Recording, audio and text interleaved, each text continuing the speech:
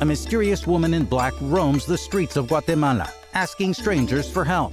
And in the jungles of Mexico's Yucatan Peninsula, some not always merry pranksters run wild and are blessings or curses depending on your behavior.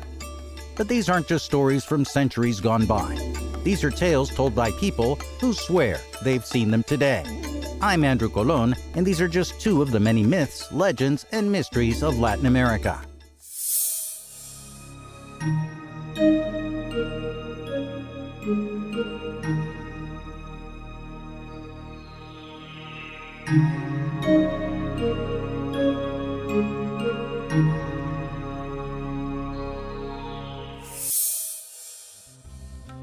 Friends, welcome to another episode of the Mysteries of Latin America podcast.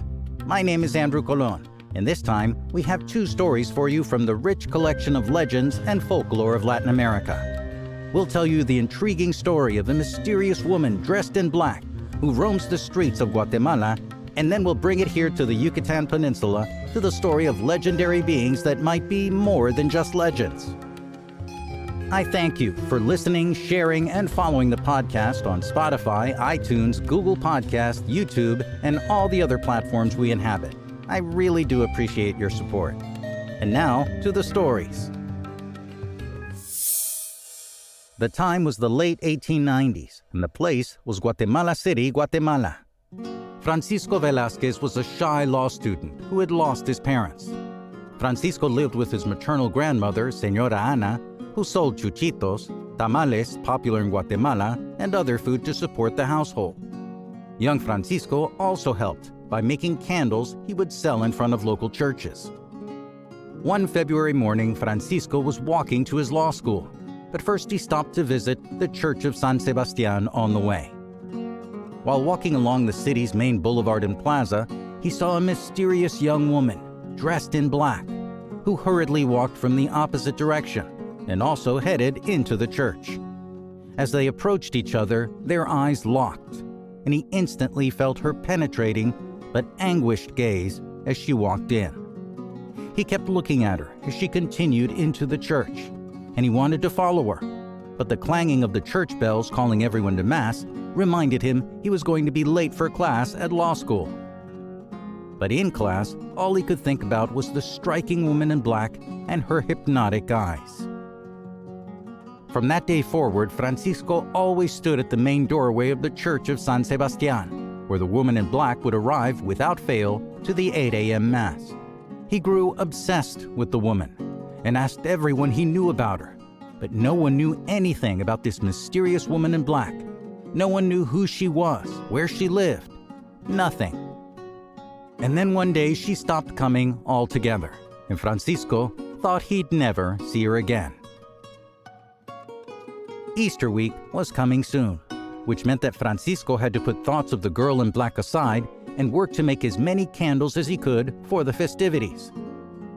Francisco did well that week, and he'd made enough money to treat himself to a night at the opera. Dressed to the nines in a borrowed suit, Francisco walked the streets at night on the way to the Teatro Colón in the old main plaza, entered the theater, and took his seat. The performance was inspired that night, and out of the corner of his eye, Francisco looked up at one of the balcony seats. And there he was surprised to see the girl in black of Sebastián once again. He couldn't take his eyes off her and the grief-stricken expression in her eyes. When the show was over, everyone else got up to leave, and so did the girl in black. And Francisco took this as his chance to go to her and meet her. But the crowd between them was too large, and when he got to the lobby of the theater, he was only able to see her as she stepped into a carriage, where the driver rallied his horses, and she was off into the night. The festivities of the Day of the Dead were approaching, and so Francisco got busy making wreaths and tissue paper crosses for the celebration. Francisco set up his wares very early in the morning at the main entrance of the Church of San Sebastián with his grandmother to start selling his crafts and candles. And then he saw her. The woman in black came in through a side door, but then changed course and headed straight through the main entrance and straight toward Francisco's table. She went right up to Francisco and asked him for the last cypress wreath he had and held out money to pay him. Francisco rejected her money, saying her money was no good there and that he would be happy to give her the wreath. With that still striking expression of sadness, she managed to smile and said this, "Thank you. Listen, I would still like to talk to you. Meet me at my house on the day of St. Albert the Great, November 15th. And here, take this gold chain so you remember to meet me." The chain had a little note folded up with her address on it. And with that, she turned around and disappeared into the crowds. On November 15th, Francisco headed out to the address on the little folded up paper attached to the gold chain. The paper read, Mercedes Aragon, Callejón de la Cruz, Alleyway of the Cross, number 6. He arrived to the address and knocked on the door. An old woman answered the door. "Buenas tardes," he said. "May I speak with Mercedes Aragon, please? My name is Francisco Velázquez. She's waiting for me." The woman's face lost all expression, and she went pale. Speechless, she motioned to him to come in. As he walked in, he noticed a painting on the wall, a painting of a woman dressed in black with a gold chain around her neck. "Yes, she's waiting for me," and he proceeded to tell the old woman how they'd spoken in the churchyard, and then he showed her the gold chain. The old woman gasped in shock, and tears welled up in her eyes. "Tell me, señor, what did she look like?" Without thinking, Francisco motioned to the painting and said, "Well, that's her in the painting." The old woman couldn't hold it in anymore and sobbed, and pointing to the painting, she said, "She was my daughter. She died a year ago today." Francisco felt his knees buckle, and he struggled to stay standing as he felt his whole world shake. And the old woman continued, "A year ago, at exactly this time, my daughter Mercedes surrendered her soul to God. Malaria took her from us. Her funeral was in the church of San Sebastián in the chapel of the Virgin del Manchen, and she was buried with that very gold chain in your hand. We buried her in her favorite color, black, and when you knocked, I was finishing up praying up a novena for her eternal rest and the rest of all the other souls in purgatory. I was about to go to the cemetery to visit her grave. If you like, you can come with me." Francisco managed to nod a shocked "sí," and they walked to the graveyard. The cemetery was totally silent at night, and the scent of cypress wreaths filled the air. They walked a ways and got to the foot of a willow tree and found the marble-covered tomb. The name on the tomb was Mercedes Aragon, and right above it was a small sculpture of an angel holding a cross. Both began to pray, and Francisco placed the flowers he had brought for Mercedes on her grave, his mind a whirlwind of thoughts and emotions. After a moment of silence, they left for the old woman's home. "You can keep the chain," the old woman said as they approached the door. "I beg you in the name of the Virgin of del Manchen, don't forget my daughter. Remember, she came down from heaven to find you." Shaken and moved, Francisco found himself walking toward the church of San Sebastián and entered the chapel of the Virgin del Manchen. He knelt and prayed for the soul of the woman he met for only an instant, but who he loved with all his heart. With tears falling from his eyes, he finished his prayer, took the gold chain out of his pocket, and placed it in the folds of the fabric of the Virgin's cloak, and walked home feeling lighter and blessed by a sense of peace that he felt was sent by the Virgin herself. Even today, there are reports of people who have seen the figure of a delicate woman in black at night on the streets of Guatemala City. She comes up to people asking them for a favor. If the favor is granted, she hands the person a small gold chain with a folded-up piece of paper containing an address. Those who have gone to the address find it takes them to the main cemetery of Guatemala, to the tomb, of Mercedes, Aragon. And from the streets of Guatemala, we take you to the cornfields and jungles of my neck of the woods, the Yucatan Peninsula, where we'll tell you a story about elves. But not just any elves. These elves are called Aluxes, and they are an important part of the folklore of the Maya people, and their ancient influence even extends to modern Cancun. Now, there will always be variations on the origin stories of these legendary creatures, depending on where in the Yucatan Peninsula you go. But the story goes something like this. When the gods created the human race, they left a group of creatures not quite finished. These were elf-like beings, called Aluxes. The gods warned these elves not to leave the safety of the heavens, because if they did, the sun would bake them as hard as rock. Of course, as soon as night fell, these little pranksters escaped from heaven. They were so excited about being on Earth that they didn't notice the approaching sunrise. They were able to hide in the jungles from the sun's rays, but it was too late to get back to the safety of heaven. And so, night after night, they built pyramids to get closer to heaven.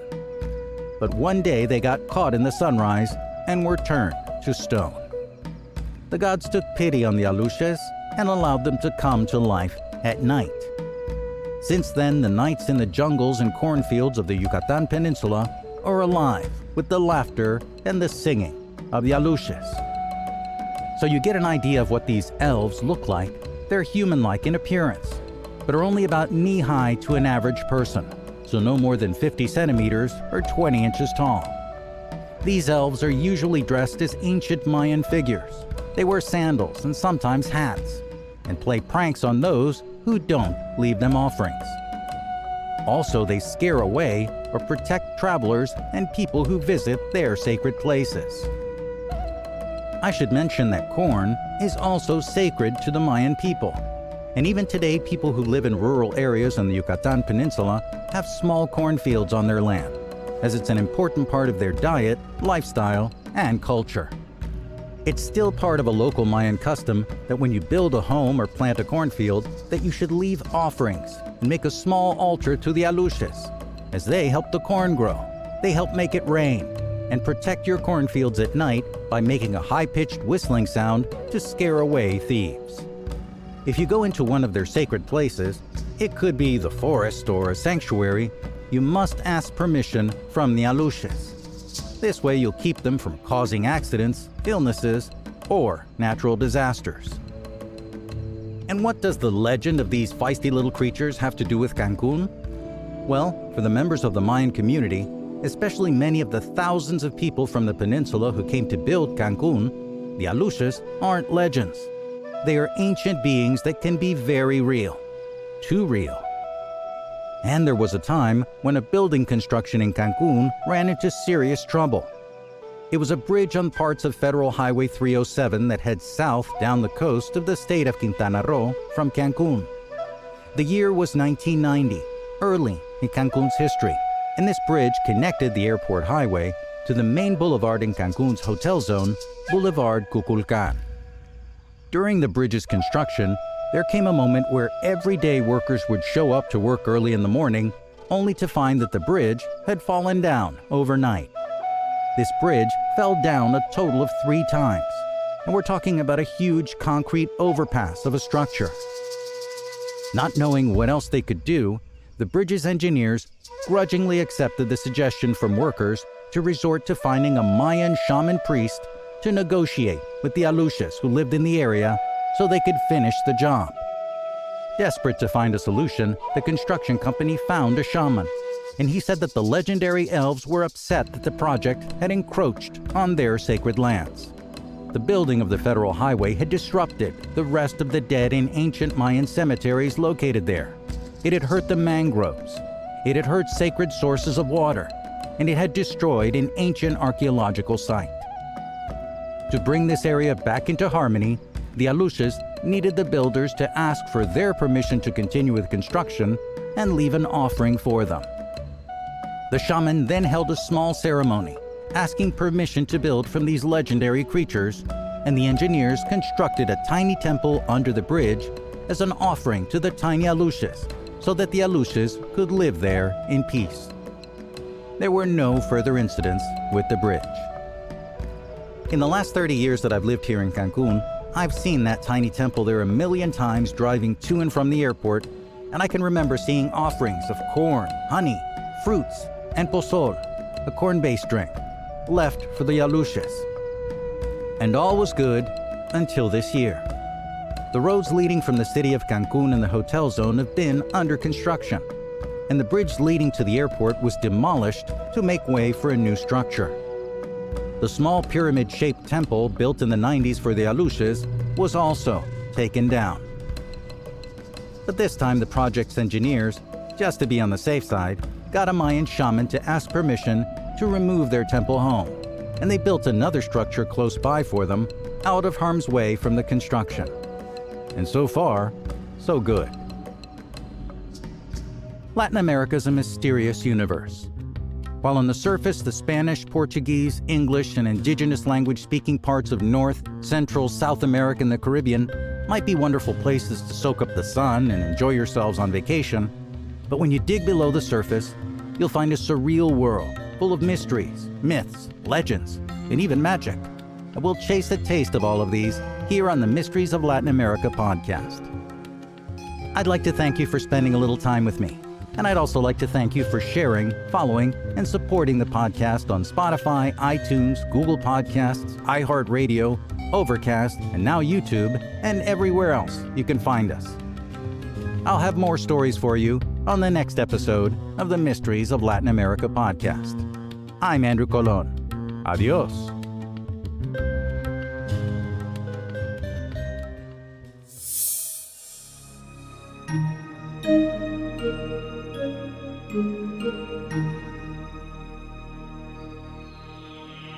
Thank you.